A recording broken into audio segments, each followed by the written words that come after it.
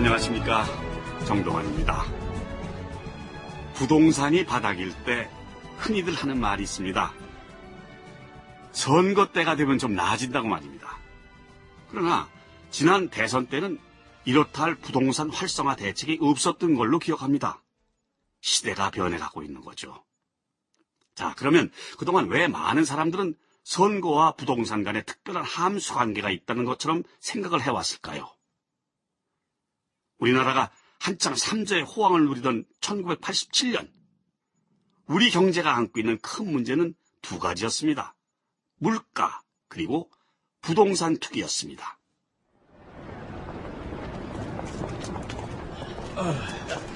자, 어떻습니까?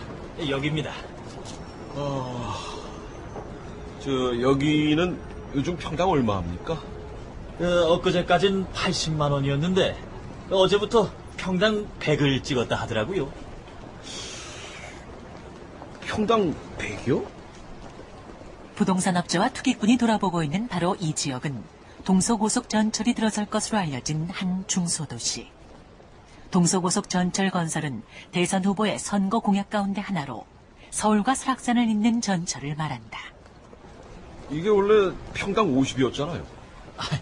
그렇죠. 그런데 서울과 설악산을 잇는 동서고속전철이 1996년까지 들어선다지 않습니까? 그거야 그 노태우 후보가 대통령이 돼야 들어서는 거고. 되지 않겠습니까? 다들 그렇게 생각하기 때문에 서구서 사람들이 몰려와서 땅을 사놓는 거지요. 아무리 그래도 평당 100은 너무했고, 만이 하나 안 될 가능성까지 계산을 해서 평당 80으로 합시다. 예? 80이요? 땅 주인한테 씨도 안 먹힐 소리고요. 자, 90만 원까지는 한번 맞춰보겠습니다. 그나마도 이번 주 넘어가면 택도 없습니다. 참. 요즘 사람들이 주식으로 재미를 못 보니까 이 돈이 다 부동산으로 몰립니다. 글쎄, 평당 80도 부담스러운 가격인데 리스크가 있단 말이죠. 손님, 서해안 고속도로가 들어선다고 하는 지역 말입니다. 서해안 종합개발 계획이 잡혀 있는데 거기요? 거기는 원래 평당 8,000원짜리 녹지가 지금은 평당 15,000원까지 올랐습니다. 결심을 하세요. 기다리는 또 다른 분들 많습니다. 예, 좋습니다. 그렇게 합시다. 아이고, 잘 생각하셨습니다. 근데 말이요, 땅을 구입할 때 내 명의로도 좀 사고 또 아들 명의로도 좀 사야 할 것 같아요. 아드님 나이가 15살입니다. 아니 15이면 미성년자 아닙니까? 대한민국 법에 미성년자는 땅 사지 말라는 법이 있습니까? 아니 그런 건 아니지만 그 아들을 위해 장기 투자를 하는 겁니다. 투기가 아닌 투자. 나쁜 게 아니잖아요. 예, 그렇죠. 그럼 그렇게 하시죠. 대선을 앞두고 대선 후보들은 부동산 개발 공약을 쏟아냈다.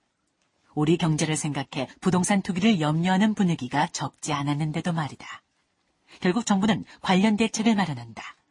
1987년 11월 4일 동아일보. 정부는 최근 부동산 투기 행위가 일부 지역에 그치지 않고 전국적으로 광범위하게 확산되는 등 심각한 양상을 보임에 따라 투기성 거래자를 색출, 자금 출처를 조사하는 등 대대적인 부동산 투기 규제 시책을 펴기로 했다. 정부 당국자는 최근 선거를 앞둔 들뜬 분위기 속에서 지역 개발에 대한 공약 사업이 쏟아져 나오면서 부동산 투기 행위가 불에 기름을 붓듯 전국적으로 번져 심각한 양상을 보이고 있으며 이는 사회 안정 및 경제를 해치는 가장 큰 요인이 되고 있다고 밝혔다. 사후약방문이란 말이 있습니다. 사람이 죽은 뒤에 약을 짓는다는 말입니다. 이 일을 그르친 다음에 아무리 누이쳐도 소용없다는 뜻이죠. 자, 대선 후보들은 여야 가릴 것 없이 부동산 개발 공약을 쏟아냈습니다. 당신은 3조 호황으로 시중에 자금이 넘쳐나면서 인플레가 우리 경제에 큰 부담이 되던 그런 시기였습니다. 흑자 경제로 돌아서면서 가뜩이나 기름이 시중에 넘쳐났는데 때맞춰 정치권이 불을 질러댄 꼴이었죠. 전국의 땅값이 요동을 치고 다시 또 물가가 오르고 악순환이었습니다.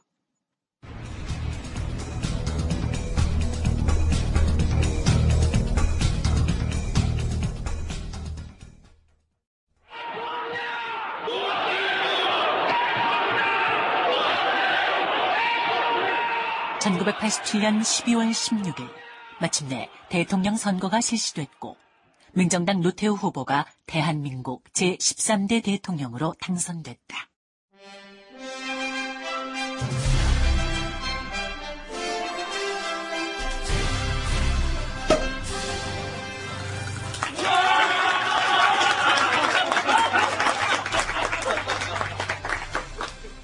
청와대에서는 대선 기간 동안 수고한 이들을 위로하며 축하를 나누는 만찬이 벌어졌다. 자, 노태우, 대통령 당선자. 아이고, 카카. 변하실 대로, 그냥 변하실 대로 하이소. 아이지. 이제 취임을 하면 이 대한민국 대통령이 될 사람 아이요. 내 그에 걸맞는 대접을 해드려야지. 그렇게 말씀해 주시니 감사합니다. 노태우 후보가 대통령 당선자가 되면서 권력은 급격히 당선자 쪽으로 옮겨갔다. 사실 참 지난한 시간들이었습니다. 대통령 직선제가 일이 어려운 것인지 몰랐습니다. 대통령 직선제를 지진다는 것이 쉬운 일이 아니었지. 그리고 민주화에 대한 국민들의 열망과 새 시대를 원하는 여망에 부응하는 일이 생각만큼 쉬운 일이 아니었습니다. 그렇지. 또 나와 조용히 앉아있지만은 박철원이 그리고 박철원이가 이끄는 월계수회 진짜 고생 많았습니다. 그런가? 그 밖에도 이 고생한 분들이 얼마나 많은데. 예, 그렇습니다. 당에서도 선거 전략을 짜고 그대로 실천을 하고 또 협조할 수 없다고 하는 정부 인사들을 설득하고. 고생을 많았지. 내가 그 고생을 다 안다고. 그리고 카카. 마음으로나마 내를 응원해 주신 점 깊이 감사드립니다.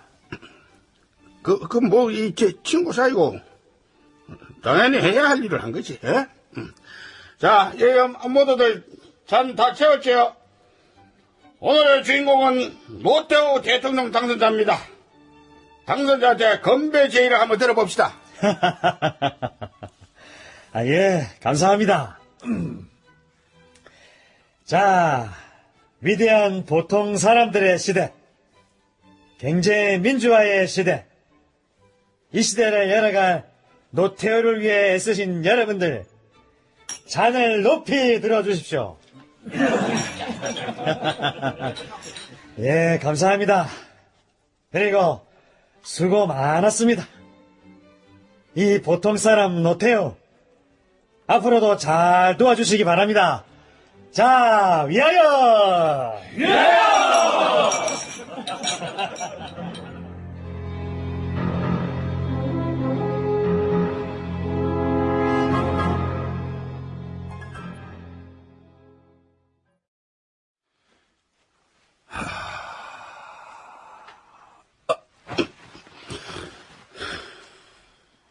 그날 밤 청와대 대통령 관저 대통령의 침실이다. 여보. 왜 주무시다 말고 일어나 앉으셨어요? 여기 물 어딨나? 저녁 만찬에서 약주를 과하게 하셨나 봐요. 불 좀 켜고요.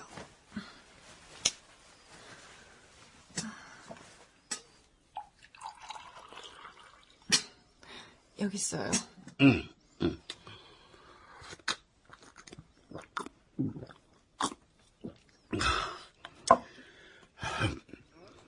노태우 말이야. 노태우 당선자가 왜요? 쥐가 잘해서 당선이 됐는 줄 알더라고. 무슨 말씀이세요? 6.29에서부터 지금까지 당신이 다 밀어주고 판을 깔아주고 그래서 만들어진 대통령인데? 근데 본인은 그걸 모르는 것 같아. 여보, 당신 기분이 그러신 게 아니고요? 아니야. 분명히 내가 지난 대통령 선거에서 어떤 역할을 했는지 그거를 거의 모르더라고. 이게. 응? 진짜 모르는 건지 아니면 이 모르는 척 하기로 한 건지 내가 이 모르겠다.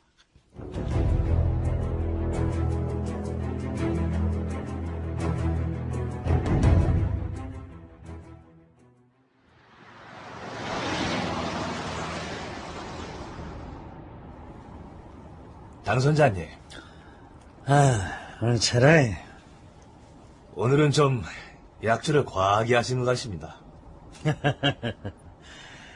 기분이 좋아서 감격스러워서. 그냥 대통령도 아니야. 내가 대한민국의 민주화 시대를 여는 첫 대통령이 아닌가. 그렇습니다. 역사적으로도 큰 의미가 있는 일입니다. 그 의미 나는 무겁게 생각을 해. 민주주의는 역사가 내게 준 엄중한 책임이다 생각하고 나는 좋은 대통령이 될 거야. 당연히 그러셔야지요. 나는 말이지. 전 대통령하고는 다른 대통령이 될 거야. 특히 외교적으로도 당당히 목소리를 낼 수 있는 나라. 그런 나라를 만들고 싶어. 예, 공산국가와도 적극적으로 수교를 해서 동북아에서 주도권을 갖도록 해야지. 그러면 미국하고 통상할 때 발언권도 자동적으로 커지는 거 아니야?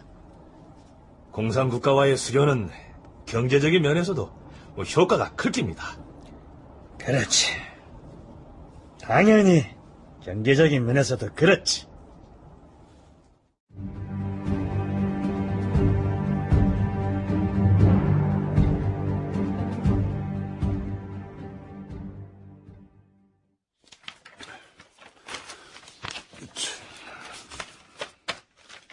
그동안 노태우 대통령 당선자의 경제 과외를 맡다시피 해온 김종인 의원에게도 노태우 시대의 개막은 각별한 의미가 있었다.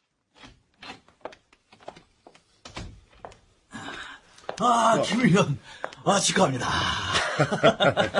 제가 뭐 축하받을 일입니까? 아이고, 왜요? 노태우 당선자가 대선 후보로 있을 때 김 의원께서 어떤 역할을 했는지 다 아는데. 제가 뭐 한 게 있다고 그러십니까? 근데 어디 가시는 길입니까? 책상에 뭔 자리가 그렇게 많아요? 예. 노태우 대통령 당선자께 보고할 내용입니다. 앞으로 제6공화국이 견지해 나가야 할 경제 정책이라든지 뭐 그런 내용입니다. 네. 3조 호황이 아직 이어지고는 있습니다만 이 시점에 6공화국이 어떤 경제적 포지션을 갖는가 하는 점은 아주 중요합니다. 네. 약속은요? 약속은 돼 있습니까? 제가 간다고 연락을 드렸습니다. 좋겠습니다. 연락을 하면 언제든 당선자를 만날 수 있으니 이제 새 정부의 경제 실세가 되셨습니다. 모쪼록 잘 부탁드리겠습니다.